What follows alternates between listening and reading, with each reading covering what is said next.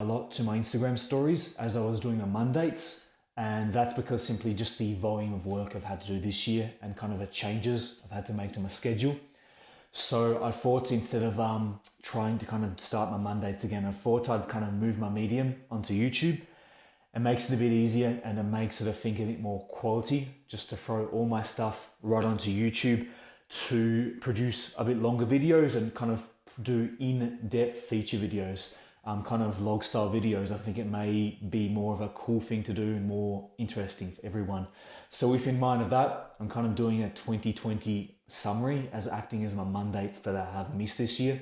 If any of you are some of my old people who've been following me on Instagram for quite a while, you will know that I have been doing my mondates for 2 years, previously before the start of this year. And those mondates were well received by everyone, and unfortunately I had to discontinue them due to changes. So that's kind of trying to reinvigorate that idea in a bit more of a relevant format. But anyways, let's go to the start. So 2020, man, just let that sink in. 2020, it's just the year. Saying the year itself, it brings a sense of doom and gloom to anyone that hears it. I think it's the only year since maybe World War II where we can just simply say the name of a year and it brings in feelings of dread for everyone.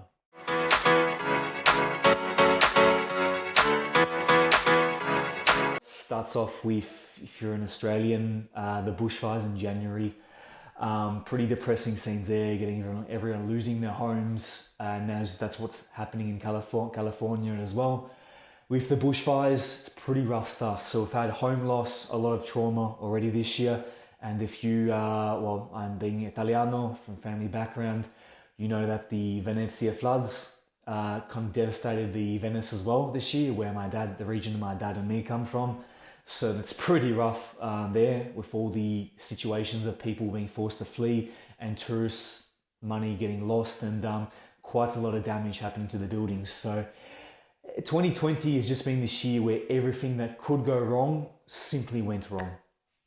So yeah, it's been that kind of year, and unfortunately a lot of people have really, it's been a tough year for most people. On Instagram, on any social media, you kind of see the conspiracy theories flying around now. You see a lot of sadness, a lot of frustration, especially if you're in Melbourne with the lockdowns in the last few months, and more so simply a lot of past racial tensions like BLM came to the surface. I think anyone getting abused for their race or their skin color is pretty rough, so it's nice that we're kind of trying to reconcile those things. And yes, don't forget the coronavirus, if I haven't said that already. Wuhan simply went crazy. Some of the mad scientists out of Wuhan decided to throw a thing in a lab and decide to really create a new super strain of virus that would decimate the whole world. I'm not a conspiracy theorist. I know that probably was likely from a wet market with exotic animals mixing together. Just, don't take things too seriously if you know me.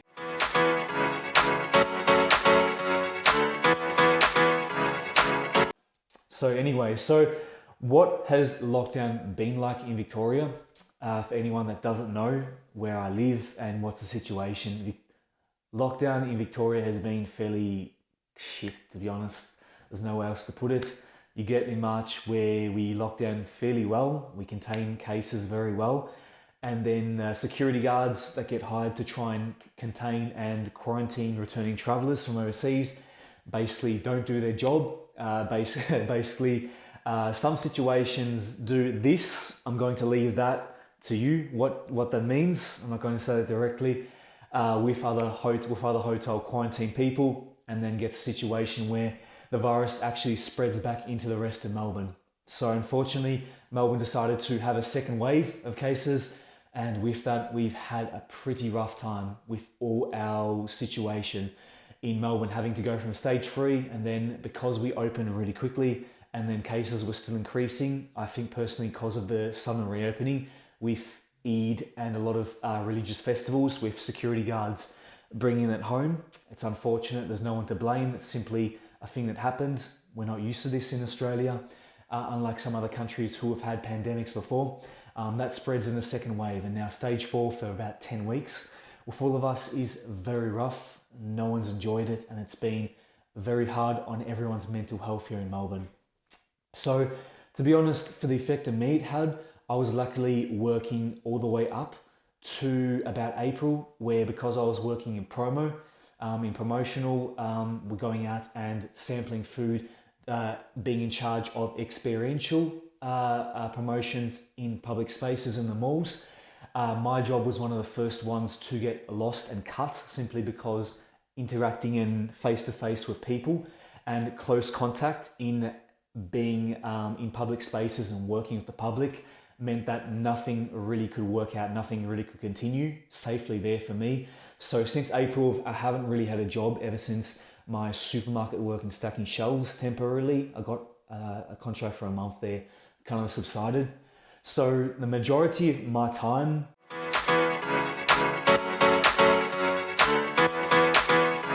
what I've been doing this year has been very around the bush, and quite a lot of challenging things have come up in my life. Most of all, it's allowed me to grow quite a lot this year. I don't think for me, people saying 2020, write it off, 2020, it's not going to be the year for me. Just can we start 2021 already? I take the kind of point that for me, 2020 has been a hard year, but I think it's the year we had to have. It's the year we really, really had to have. And so for me, to be honest, I've taken 2020 as best as I can. There's been a lot of hurt, a lot of pain, but I've tried to make the most out of it I can. And what I've been doing is I initially was trying to start my own business. I had like a little idea to do travel bags. It was a little business idea called Viaggi bags. Fortunately, that was going fairly well, but due to the situation with all travel shutting down, and that mainly targeting people who are traveling, as well as airports shutting down, which was my plans to expand into with my online website, that business idea really got thrown on hold. It was unfortunate because I'd done a lot of the work putting in, and I think I was ready to kind of really push forward and make it bigger. I had some great plans for it. I had some really awesome mentors that I was working with on this business idea. Unfortunately, those things didn't come to fruition simply because of the whole situation. Just a side note as well, if you do want me to make a video explaining how to get into promotions, it's one of the best businesses you can do as an international and a traveler, or someone who wants to go into sales, or anyone else who wants to hear me speak about my business idea in trying to make travel bags or Viaggi bags. I'm happy to drop a video on it on my channel. Just leave me a comment or leave me a notification in any one of my channels if you want to hear more about those two things in more detail on my channel. And so yeah, getting back to what I've been doing this year myself anyways. So I initially, after those two ideas happened with my Viaggi bags idea, and then obviously with that, I then really started to focus on finding a graduate job. I had the idea to try and make my little business work into something a bit more. Unfortunately, that really didn't. So I then decided to prioritize going and looking for a graduate job in sales. That situation was fairly hard, unfortunately, because 1 month after I started looking, then everything got shut down in Melbourne and Sydney. So it's been a massive slog. There's nowhere else to put it. Going and looking for something in such a condition like this. Luckily, I found something. I found after 6 months of searching, I did find something, and I had to apply for over.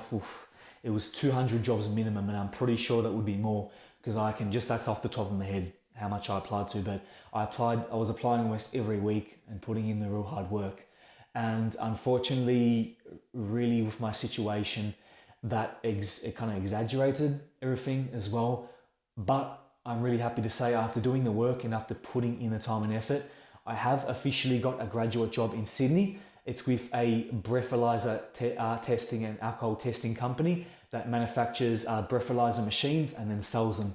So it's a really good point into sales as well. And I know that definitely it's a different avenue for what I originally expected. I expected myself to be into direct SaaS in terms of sales of software. That didn't exactly go as I expected, but I'm happy to pick up something like this as it's kind of an entry point. So I know all of my friends that I talk to that are looking for graduate jobs, literally have had nothing come up. They've all been dry with job offers or any type of interview. So I'm very lucky myself to even get something during this time. So I'll try and make the most of it.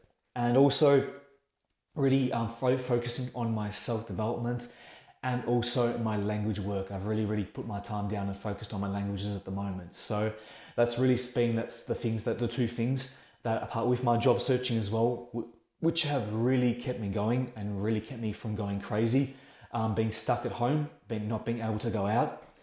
If you don't know, for the lockdowns in Melbourne, unfortunately, for the stage 4 situation, we can only go 5 kilometers outside of our house.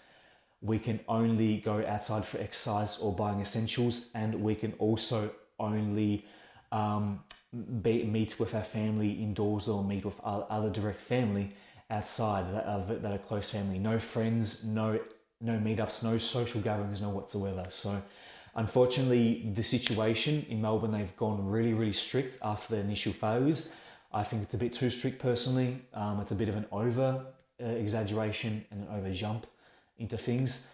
But unfortunately, that's the way I've kind of had to handle myself going forward. I've really had to focus and really had to put my foot down, just try and maintain my sense of mental health during this time.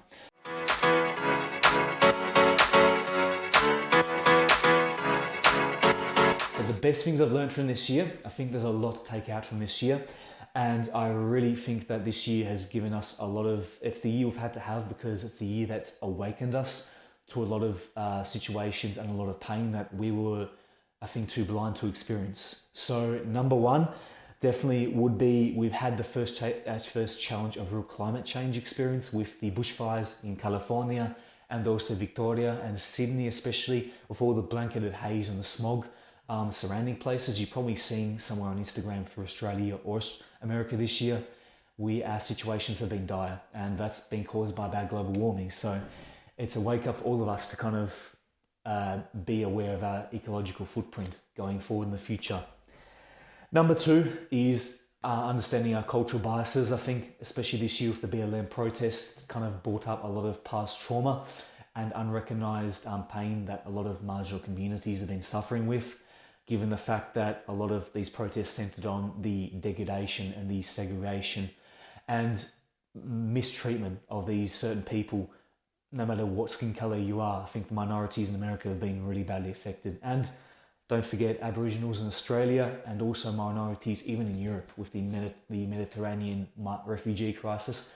This is all over the world, and this is why these protests have encompassed such a massive scale, because they've drawn in such an amount of pain and voices that have really not been able to be heard before. So this year's been awakened us to that fact as well, of a lot of past cultural and psychological pain that people have gone through, and it's something we should all kind of realise and wake up to a bit. I'm not going to beat my chest going on to advertising and jumping on things and throwing it in people's faces, but I think it is something that we all need to be aware of, no matter how you take the pain and how you take that and how you decide to change your actions based on these things. Number three, I think to also celebrate and cherish my close friends and family.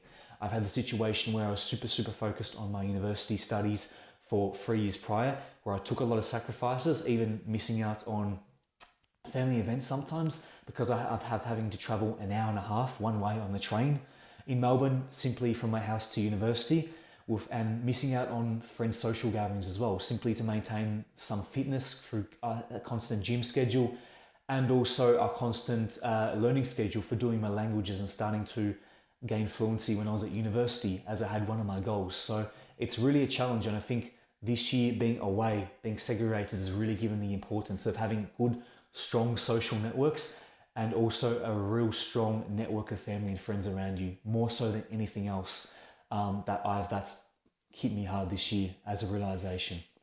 Number three, I think take things a bit more calmly and slowly. This was going at such a rapid pace that I forgot and to define my goals and forgot to, I think, have a clear path where I was going forward. If you don't know, I'm a very goal-orientated person in life, and I think before I was just going through and running the motions of day to day so much that I didn't have any plans for the next 3 years. I was simply going on pure survival mode almost, and I didn't have any plans for the next 5, nor the next 10 years. And I think those things are important, to really slow down and kind of define and work on your long-term goals. And without that, I was kind of just running from post to post and tiring myself out a bit too much sometimes. And as I said before, forgetting the important things in life. So this pandemic has really taught me to have those goals defined and take some self-development time for yourself, even if it costs you a bit. And, it's even if it costs you some things that you've wanted to get forward and go forward on in your career or life. It's important to know where you're going instead of just driving blind. And number 4, to take the realization, as the term is a good language terminology, that life is pan al chocolat, basically. It's kind of a French play on pain and chocolate, basically. So what I mean by that is life is interesting, life will throw you the pain, and life will throw you the pain, it'll throw you the pan, or pain, whatever you say it, but it'll throw you that, and people will go through a lot of suffering, but people don't realize that life can't be all pleasure, or life can't be all chocolate. You go through life, and with the pain and the pleasure you find in life, that comes in equal measure. And I think this year's really hit it home for me. Like, it's been one of the worst years for everyone, yet we've had a mass awakening on certain things. We've grown more empathetic and understanding, I hope, to certain people's plights this year and the plight of the earth around us, and also our mental health, most importantly as well. And a realization that I think in 2021 and beyond, once we get back to normal, I think people will have a renewed appreciation for the pain and the depressing, borderline hurtful times that we went through in this year. I think people we've had such a good years with, the internet and everything that you could possibly want thrown in our faces like a temptation. But the real pleasure comes from bearing pain. That's a psychological aspect to all life. Like no pleasure comes without pain, I guess, or suffering or sacrifice. So the year that we're having at the moment in sacrificing 2020 will come back better, and will come back into all of us into better energy and better enlightenment and a much better life for us in the years beyond us, I think. So no life will have pleasure without the pain, and I think that's one of the most important things that I could possibly have learned in this current year. Anyways, that's kind of my summary for what I've found and what I've experienced in 2020. I hope you enjoy my video. If you want a description on anything more I've described in the video, plus also what being in the sales industry is like after having a startup job, working in a startup this year in sales and marketing, so I have a bit of experience in that as well, and also a bit of experience in what my situation, how my mental health has been this year. With those all 4 video topics I mentioned, if you want a video on any more of those things, just leave a comment down in the video, and happy to make a video on that going forward. Anyways, grazie ragazzi, and thank you for watching my 2020 update blog. Thank you, and have a nice day, everyone.